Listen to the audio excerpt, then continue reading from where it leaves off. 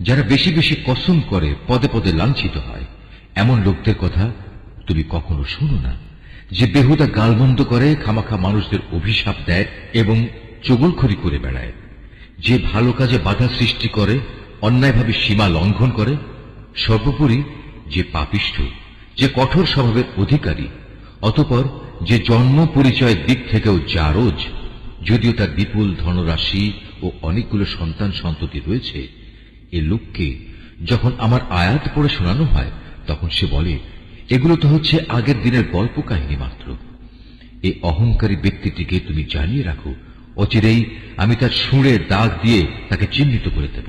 অবশ্যই আমি এই জনপদের মানুষদের পরীক্ষা করেছি, যেমনি অতীতে আমি একটি ফলের বাগানের কতিপয় মালিককে পরীক্ষা করেছিলাম। সে পরীক্ষাটা ছিল, একদিন তারা সবাই একযোগে শপথ করে বলেছিল, অবশ্যই তারা সকালবেলায় গিয়ে বাগানের ফল পাড়বে। এ সময় তারা আল্লাহ তাআলার ইচ্ছা ও অভিপ্রায় সম্বলিত কিছুই এর সাথে যোগ করেনি। তখন ভোর হতে না হতেই তোমার মালিকের পক্ষ থেকে সেই বাগানের উপর এক বিপর্যয় এসে পড়ল। তখনও তারা ছিল গভীর ঘুমে বিভোর। অতঃপর সকালবেলায় তা মধ্যরাতের কৃষ্ণ বর্ণের মতো কালো হয়ে গেল।